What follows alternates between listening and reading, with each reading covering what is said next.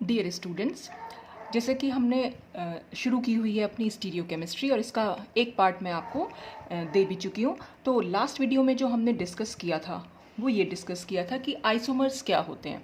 तो आइसोमर्स के बारे में जैसे मैंने आपको बताया भी था कि जहाँ भी दो या दो से ज़्यादा कंपाउंड्स का मॉलिक्यूलर फार्मूला सेम होगा और उनकी फिजिकल या केमिकल प्रॉपर्टीज़ जो हैं वो डिफरेंट होंगी और उनमें अरेंजमेंट ऑफ एटम्स भी डिफरेंट हो सकता है, तो वो सब कहलाते हैं आइसोमर्स। फिर हमने लास्ट वीडियो में ये भी डिस्कस किया था कि आइसोमर्स जो हैं वो मेनली दो टाइप्स के हो सकते हैं।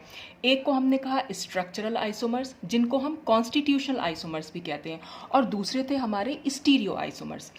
और इन दोनों में मेजर डिफरेंस क्या था? कनेक्टिविटी का। कनेक्टिविटी में मैंने आपको सब कुछ डिटेल में पिछली बार डिस्कस किया था। अगर आपने वो वीडियो नहीं देखा है तो पहले आप वो वीडियो देखिए, उसके बाद आप ये वीडियो देखिएगा, तभी आपको क्लियर होंगे कंसेप्ट। तो स्ट्रक्चरल आइसोमर्स में कनेक्टिविटी जो होती है वो डिफरेंट होती है, जबकि इस स्टीरियो आइसोमर्स में कनेक्टिविटी सेम होती है। और कनेक्टिविटी से मैंने आपको जैसे बताया भी था, जैसे सपोज हमने ये दो कंपाउंड्स लिए हुए हैं, तो अगर हम यहाँ पर ये देखें कि ये वाला एटम, ये कार्बन एटम होता है, तो कई बार आप यहाँ पर कार्बन एटम को डायरेक्टली बना भी सकते हैं, इस तरह से ग्रुप दिखा सकते हैं, या आपने अगर नहीं भी दिखाया तो इसको कार्बन ही समझा जाता है। तो ये कार्बन एटम से यहाँ पर एक CHO, एक H, एक OH और एक CH2OH है, और ऐसे ही यहाँ पर भी इसी कार्बन से सेम ग्रुप्स जुड़े हुए हैं, यानी कि इस कार्बन की हम कह सकते हैं कनेक्टिविटी जो है वो सेम है। यानी कि अगर किसी कार्बन एटम से सारे के सारे, जैसे यहाँ पर चार ग्रुप्स जुड़े हुए हैं, वही चार ग्रुप्स अगर यहाँ पर भी जुड़े हुए हैं तो हम कहेंगे कि वो कनेक्टिविटी सेम है। तो ये सब कुछ मैंने डिटेल में पिछली बार डिस्कस किया भी था। तो आज हम डिस्कस कर, और लास्ट वीडियो में हमने स्ट्रक्चरल आइसोमर्स के डिफरेंट टाइप्स भी देखे थे। तो आज हम स्टीरियो आइसोमर्स के डिफरेंट टाइप्स देखेंगे, और ये स्टीरियो आइसोमेरिज्म क्या होती है वो सब हम यहाँ पर डिस्कस करेंगे। तो सबसे पहले देखते हैं कि कितने टाइप्स के स्टीरियो आइसोमर्स यहाँ पॉसिबल हैं। तो सबसे पहले ये दो टाइप्स के स्टीरियो आइसोमर्स मेनली होते हैं। एक को हम कहते हैं कन्फिग्रेशनल आइसोमर्स और दूसरे होते हैं कन्फॉर्मेशनल आइसोमर्स। अब इन दोनों में क्या डिफरेंस है? तो सबसे पहले हम डिस्कस कर रहे हैं कन्फिग्रेशनल आइसोमर्स। तो कन्फिग्रेशन आइसोमर्स को अगर हम देखें तो इसके कुछ पॉइंट्स हैं, उन पॉइंट्स को हम क्लियर करते चले जाएंगे धीरे धीरे। तो इसमें सबसे पहला पॉइंट ये आता है कि these isomers can be converted into one another by breaking of bonds. अगर हमने दो कंपाउंड्स लिए हुए हैं और जिनको कि हम कन्फिग्रेशनल आइसोमर्स कह रहे हैं, तो अगर हमें एक इस आइसोमर को इस आइसोमर में या इस आइसोमर को इस आइसोमर में चेंज करना पड़े, तो हमें क्या करना पड़ेगा? जो ये बॉन्ड्स बने हुए हैं इनको तोड़ना पड़ेगा। जैसा कि आप यहाँ देख भी सकते हैं, देखिए यहाँ पर क्या है, इस कार्बन से ऊपर की साइड CHO है और नीचे की साइड CH2OH है। यहाँ पर भी इस कार्बन में CHO ऊपर है और CH2OH नीचे है, यानी कि इन दो बॉन्ड्स में कोई डिफरेंस नहीं है। डिफरेंस कहाँ पर है?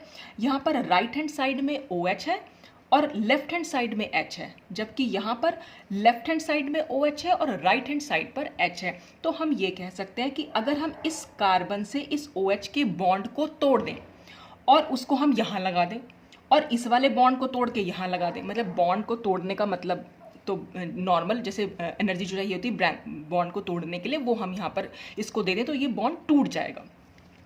तो क्या होगा कि जो राइट हैंड वाला ग्रुप है वो लेफ्ट हैंड साइड पर ऐड हो जाएगा और लेफ्ट हैंड साइड वाला राइट हैंड साइड पर चला जाए। तो इस तरह से क्या होगा, इस आइसोमर को इस आइसोमर में या इस आइसोमर को इस आइसोमर में चेंज करने के लिए ये दो बॉन्ड्स का ब्रेक होना ज़रूरी है।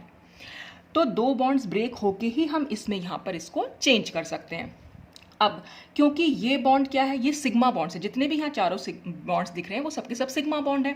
अब अगर हमें इस बॉन्ड को तोड़ना पड़ेगा, इन दोनों बॉन्ड्स को यहाँ तोड़ना पड़ेगा, तो दोनों बॉन्ड्स को तोड़ने के लिए यहाँ पर बहुत ज़्यादा एनर्जी की ज़रूरत पड़ती है, क्योंकि जैसा आप लोगों ने पढ़ा भी हो कि सिग्मा बॉन्ड बहुत ज़्यादा स्ट्रॉन्ग बॉन्ड होता है। तो स्ट्रॉन्ग बॉन्ड तोड़ने के लिए हमें ज़्यादा एनर्जी की ज़रूरत पड़ती है। इसीलिए यहाँ पर जो सेकेंड पॉइंट है उसमें लिखा गया कि the energy required for inter conversion. Inter conversion का क्या मतलब है? इसको इसमें या इसको इसमें चेंज कर देना, बदल देना। Inter conversion is of the order 200 to 650 kilojoule per mole, यानी इतनी एनर्जी हमें इस मॉलिक्यूल को देनी पड़ेगी ये दोनों बॉन्ड्स को तोड़ने के लिए। फिर नेक्स्ट पॉइंट है, these isomers are distinct individual compounds and can be isolated. Individual compounds का मतलब ये हुआ कि ये दोनों एकदम डिफरेंट कंपाउंड्स हैं, इन दोनों की एग्जिस्टेंस है, मतलब दोनों के दोनों एक दूसरे से अलग हैं। तो यहाँ पर इन दोनों कंपाउंड को अगर हम किसी इनका मिक्सचर बना लें, सपोज हमने दोनों कंपाउंड एक ही सोल्यूशन में ले लें, तो इन दोनों कंपाउंड को एक दूसरे से हम अलग कर सकते हैं। कैन बी आइसोलेटेड मतलब इन दोनों को एक दूसरे से अलग किया जा सकता है। तो ये दोनों के दोनों ही डिफरेंट कंपाउंड हैं। तो ये होते हैं हमारे कन्फिग्रेशनल आइसोमर्स।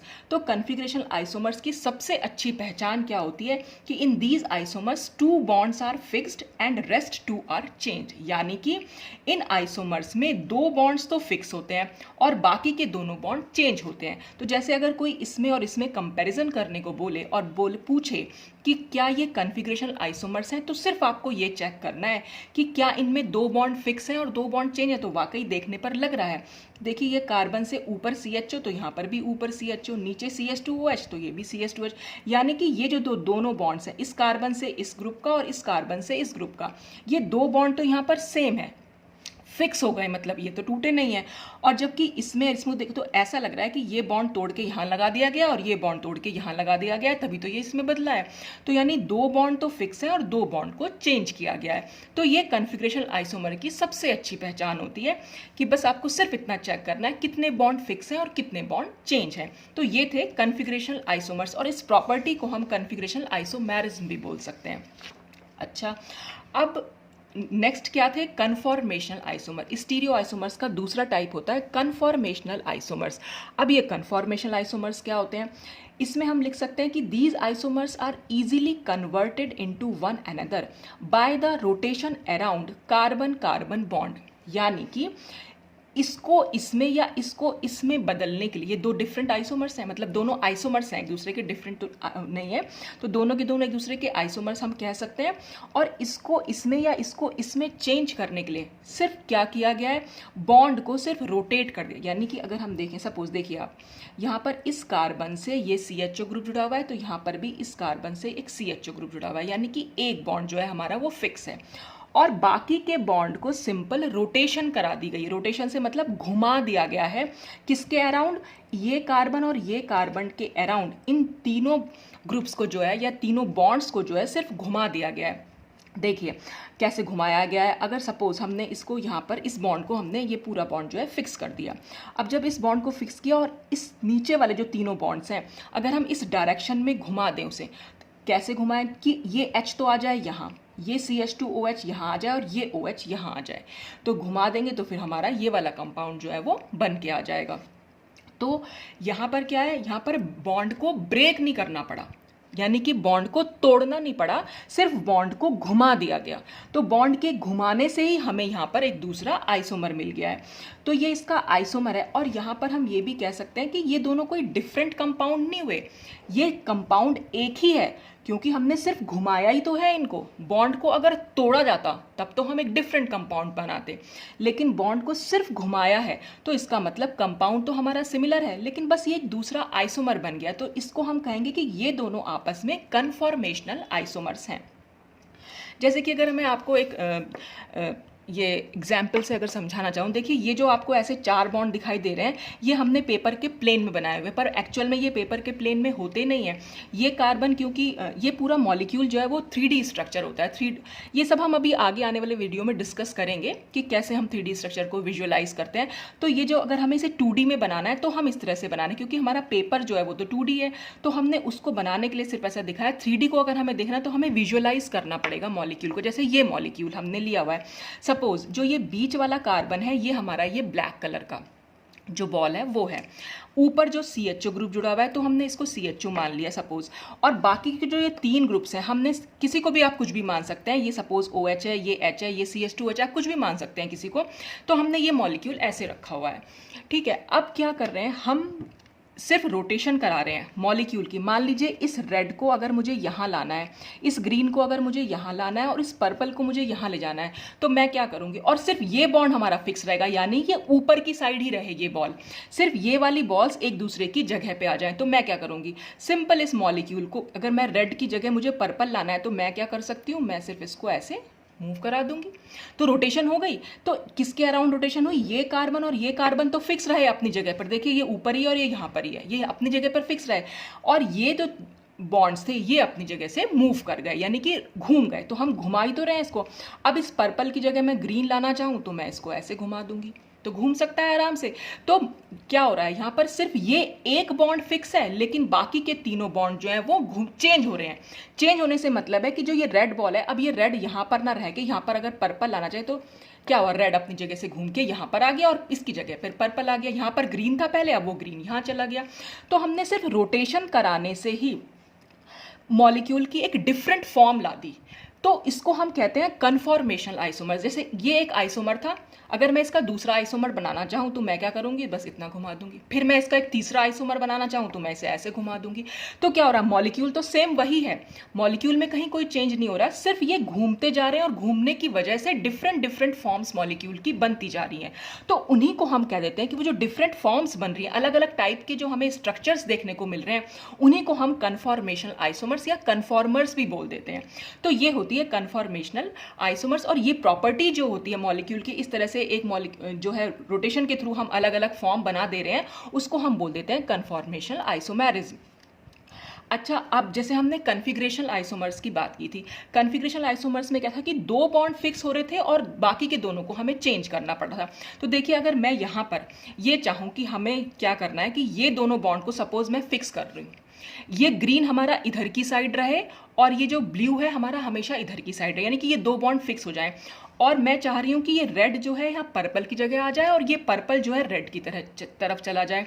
तो अगर मैं सपोज मैं रोटेशन करा के देखना चाहूँ कि भाई रोटेशन करने से ये ऐसा हो सकता है कि नहीं, तो मैंने रोटेशन कराई, यानी रेड को मैं यहाँ ले आऊँ और इस पर्पल को यहाँ ले आऊँ। मेरा मोटिव ये है कि रेड को यहाँ लाना है और पर्पल को यहाँ लाना है, लेकिन ग्रीन और इस ब्लू की पोजिशन जो है वो फिक्स रहे, वो चेंज ना हो। फिक्स होने से मतलब है ये ग्रीन इधर ही की साइड रहे, यानी टॉप पर रहे, और ये इधर बॉटम पे रहे, यानी ये ऊपर की साइड रहे और ये नीचे की साइड रहे।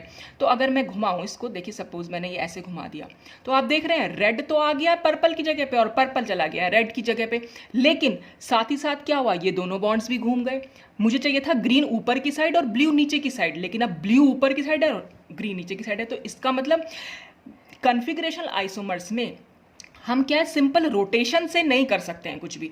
तो सिंपल रोटेशन नहीं, मुझे क्या करना पड़ेगा, अगर ये बॉन्ड मुझे फिक्स ही रखना है तो मुझे ये बॉन्ड तोड़ना पड़ेगा। रेड को अगर मुझे यहाँ लाना है और इस ग्रीन को मुझे यहीं रखना है, ब्लू को मुझे यहीं रखना है, सिर्फ रेड और पर्पल को इंटरचेंज करना है, तो मुझे क्या करना पड़ेगा, ये बॉन्ड तोड़ना पड़ेगा, ये बॉन्ड तोड़ना पड़ेगा और इस बॉन्ड को मुझे यहाँ लाना पड़ेगा इस तरीके से,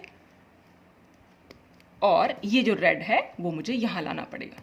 तो क्या अब देखिए, अब चेंज हो गया ना, रेड वहाँ चला गया और ब्लू यहाँ, पर्पल जो है वो यहाँ पर आ गया और ये दोनों पोजीशन अपने आप में फिक्स रही। तो इसका मतलब जब हमें बॉन्ड को ब्रेक करना पड़ रहा है, यानी कि तोड़ना पड़ रहा है, तब तो हमारे बन रहे हैं कन्फिग्रेशनल आइसोमर्स, और जब हम सिंपल रोटेशन करा दे रहे हैं तब हमारे बन रहे हैं कन्फॉर्मेशनल आइसोमर्स। तो दोनों में जो मेजर डिफरेंस होता है वो डिफरेंस होता है कि यही कि इसमें क्या होगा, यहाँ पर सिर्फ एक बॉन्ड फिक्स होता है और जबकि कन्फिग्रेशन में दो बॉन्ड फिक्स होते हैं। और दूसरा डिफरेंस क्या है कि यहाँ पर सिंपल बाकियों को आप रोटेशन कराकर इस आइसोमर में चेंज कर सकते हैं, लेकिन कन्फिग्रेशन में क्या था कि दोनों बॉन्ड को आपको तोड़ना पड़ेगा तब आप एक दूसरे में उसको चेंज कर पाएंगे। तो ये मेजर डिफरेंस है कन्फिग्रेशनल और कन्फॉर्मेशनल आइसोमर में। अब देखिए, क्योंकि यहाँ पर सिंपल रोटेशन हो रही है, तो इसके लिए रोटेशन करने के लिए जो हमें एनर्जी चाहिए, यानी कि इसको इसमें चेंज करने के लिए जो हमें एनर्जी चाहिए वो बहुत कम चाहिए होती है उसके कंपैरिजन में जो कन्फिग्रेशनल आइसोमर्स थे, क्योंकि यहाँ हमें बॉन्ड को ब्रेक नहीं करना पड़ रहा, तोड़ना नहीं पड़ रहा। यहाँ पर सिर्फ इतनी एनर्जी चाहिए थी, 5 to 40 किलो जूल पर मोल चाहिए होती है, तो इसलिए यहाँ पर एनर्जी जो है वो कम चाहिए होती है।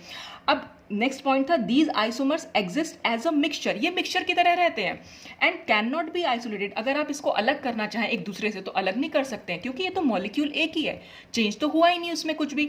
वहां पर क्या था, वहां पर दो डिफरेंट मॉलिक्यूल हमें मिल रहे थे, इसलिए हम दोनों को अलग कर सकते थे। तो यहाँ पर हमारे पास सेम ही मॉलिक्यूल रहता है, सिर्फ उसकी अलग अलग फॉर्म्स बन जाती हैं। कैसे, जब हम इन बॉन्ड्स को रोटेट कर देते हैं। तो दोनों में जो मेजर डिफरेंस था सिर्फ यही था कि यहाँ एक बॉन्ड फिक्स होगा, वहां पर दो बॉन्ड फिक्स होंगे।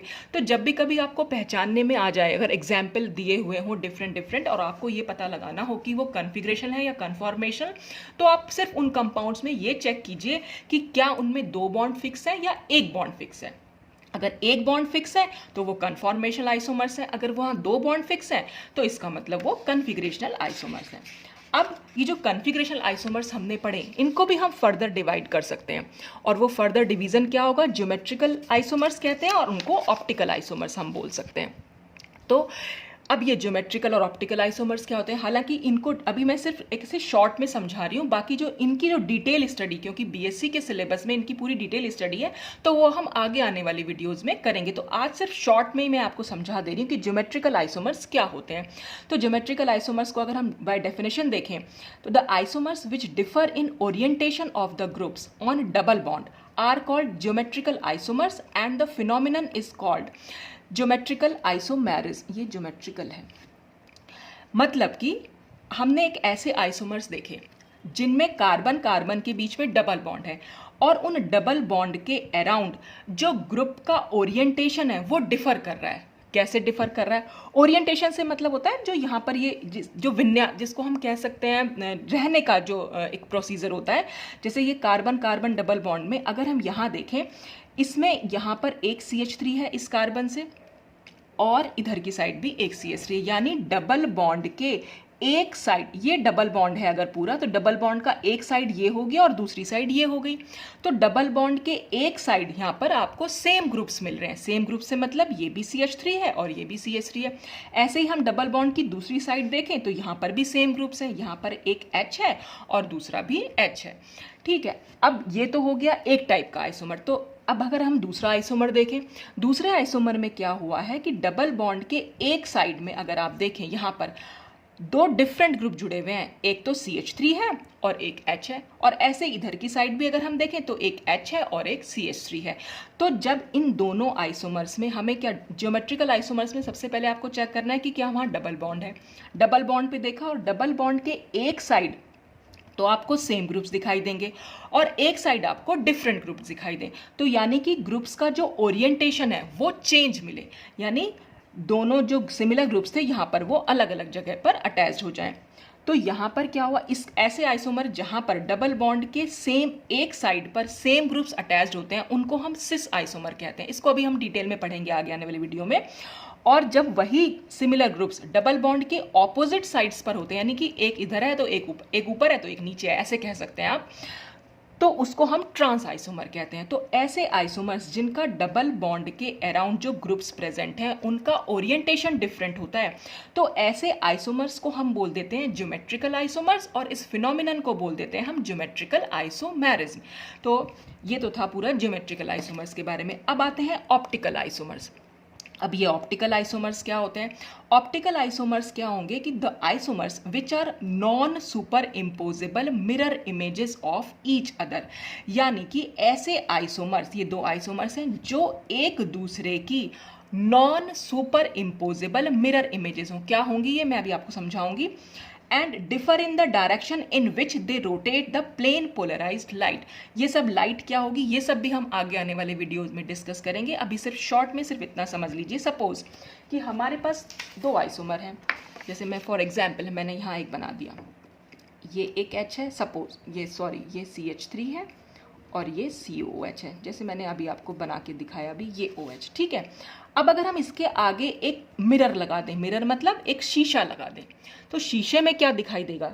जब भी कभी आपको मॉलिक्यूल के ठीक सामने यहाँ शीशा दिखाई देता है तो आप उसको अगर आप देखना चाहें तो उसमें क्या होगा, जो ऊपर वाला ग्रुप है वो तो ऊपर ही दिखाई देगा, जो नीचे वाला ग्रुप है वो नीचे ही दिखाई देगा, लेकिन जो दाईं तरफ ग्रुप जुड़ा हुआ है वो बाईं तरफ दिखाई देगा, जो बाईं तरफ ग्रुप जुड़ा हुआ है वो दाईं तरफ दिखाई देगा। तो ये हमारा राइट हैंड साइड में जुड़ा हुआ है तो ये हमें लेफ्ट हैंड साइड में दिखाई देगा, ये लेफ्ट हैंड साइड में जुड़ा हुआ है तो ये राइट हैंड साइड में दिखाई देगा। तो ये एक दूसरे की मिरर इमेजेस होते हैं। ऑप्टिकल आइसोमर्स एक दूसरे की मिरर इमेजेस होते हैं। ठीक है, अब अगर हम शीशा सपोज यहाँ लगा दें, तो जब हम नीचे के साइड शीशा लगाते हैं तो जब नीचे शीशा लगता है तो हमेशा नीचे वाला ग्रुप ऊपर दिखता है और ऊपर वाला ग्रुप नीचे दिखाई देता है। ठीक है, और जो राइट हैंड साइड पर है वो राइट हैंड साइड पर ही दिखाई देगा, जो लेफ्ट हैंड साइड पर है वो लेफ्ट हैंड साइड पर ही दिखाई देगा। बस आपने शीशा कहाँ रखा है वो डिपेंड करता है। जैसे कि आप खुद को भी अगर आप शीशे में देखें, आप सीधे खड़े हुए हैं और आप शीशे में देखें तो आपका सर ऊपर ही दिखेगा और पैर नीचे ही दिखाई देंगे, लेकिन राइट हैंड यानी सीधा हाथ उल्टी जगह दिखाई देगा और उल्टा हाथ सीधी जगह दिखाई देगा। अब ठीक ऐसे ही अगर आप शीशे को आप पैरों पर रख लें अपने। तो पैरों पर जब आप शीशा रखेंगे तो आपको क्या दिखाई देगा? सर की जगह तो आपको पैर दिखाई देंगे और पैर की जगह आपको सर दिखाई देगा, लेकिन राइट हैंड वाला राइट हैंड ही रहेगा और लेफ्ट हैंड जो है वो लेफ्ट हैंड ही रहेगा। तो यही बात यहाँ पर भी है कि अगर मॉलिक्यूल के ठीक सामने आपने शीशा लगा रखा है तो हमेशा लेफ्ट राइट और राइट लेफ्ट दिखता है, लेकिन ऊपर और नीचे सेम रहता है। लेकिन अगर शीशा आपने नीचे लगाया हुआ है तो नीचे की चीज ऊपर और ऊपर की चीज नीचे दिखती है, लेकिन राइट राइट में ही रहेगा और लेफ्ट लेफ्ट में ही रहेगा। तो इसका मतलब ऑप्टिकल आइसोमर्स जो है वो एक दूसरे की मिरर इमेजेस हुए, यानी कि इमेजेस मतलब प्रतिबिंब, जिसको हम कह सकते हैं कि शीशे में जो हमें प्रतिबिंब दिख रहा है तो वो एक दूसरे के प्रतिबिंब होते हैं। अच्छा, अब हमने यहाँ पर एक वर्ड यूज किया था कि मिरर इमेजेस तो हैं लेकिन नॉन सुपर इम्पोजेबल है। अब ये नॉन सुपर इम्पोजेबल क्या होता है?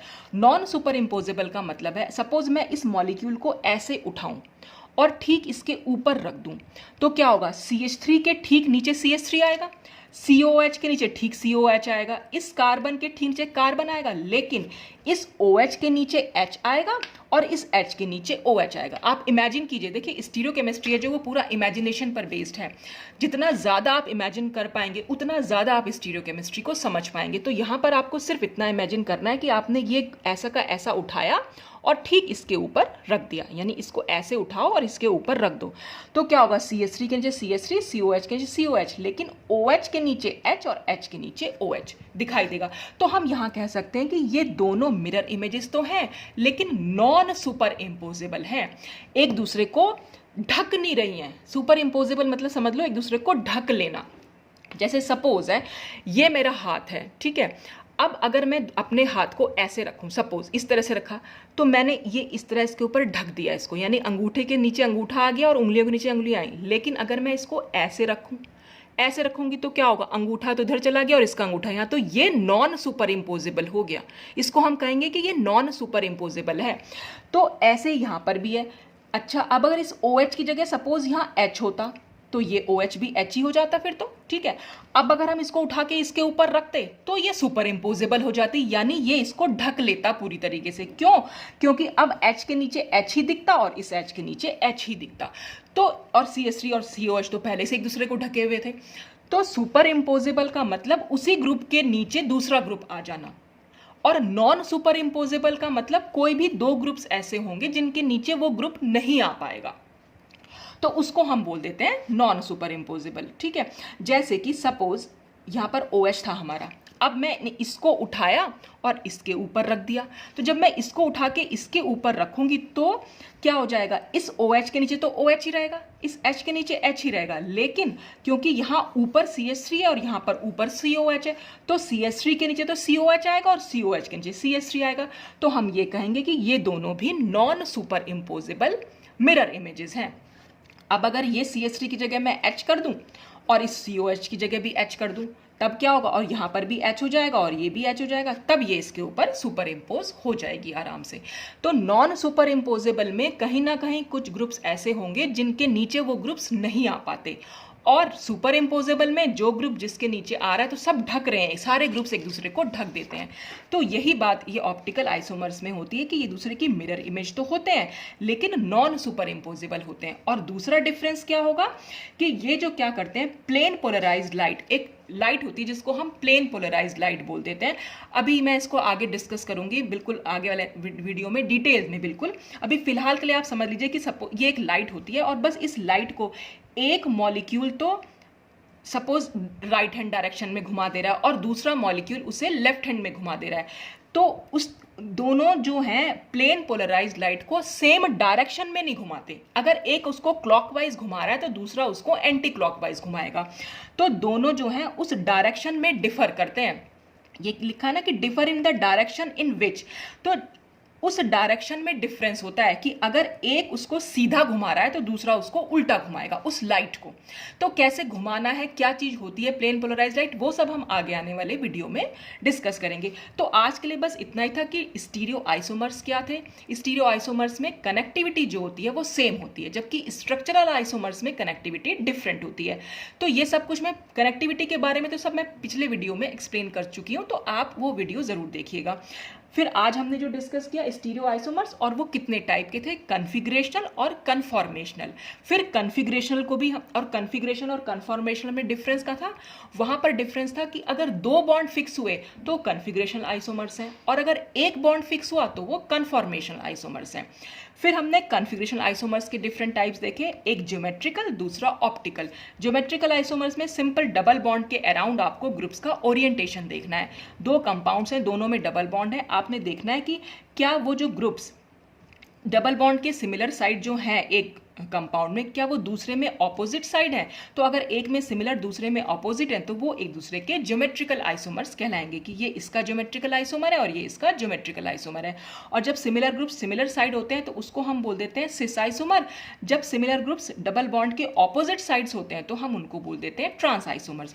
फिर आए थे ऑप्टिकल आइसोमर्स। ऑप्टिकल आइसोमर्स में सिर्फ आपको देखना है कि क्या वो एक दूसरे की मिरर इमेजेस हैं, और अगर वो मिरर इमेजेस हैं तो वो नॉन सुपर इम्पोजिबल होनी चाहिए। बस आपको उठा के उसको यहाँ रख देना है और फिर चेक करना है कि उसी ग्रुप की, जो ग्रुप जहाँ पर था उस ग्रुप के नीचे क्या सेम ग्रुप आया है या डिफरेंट ग्रुप आया है। अगर चारों ही ग्रुप्स के नीचे सेम ग्रुप्स आ गए हैं, वही ग्रुप्स जो ऊपर थे, तो वो सुपर इम्पोजिबल हो जाएगी, और कोई भी 2 ग्रुप्स अगर चेंज हो गए तो वो नॉन सुपर इम्पोजिबल हो जाएंगी। और फिर हमने देखा कि प्लेन पोलराइज्ड लाइट की डायरेक्शन में डिफरेंस देखने को मिलता है कि अगर हम इस मॉलिक्यूल पर वो लाइट डालें तो एक तो उस लाइट को क्लॉकवाइज घुमा देगा और दूसरा उस लाइट को एंटी क्लॉकवाइज घुमा देगा। तो डायरेक्शन में यहाँ डिफरेंस देखने को मिलता है। बाकी हम आगे आने वाले वीडियोस में ज्योमेट्रिकल आइसोमर और ऑप्टिकल आइसोमर्स को काफ़ी डिटेल्स में पढ़ने वाले हैं, तो आप देखते रहिएगा। आज के लिए बस इतना ही। Thanks for watching.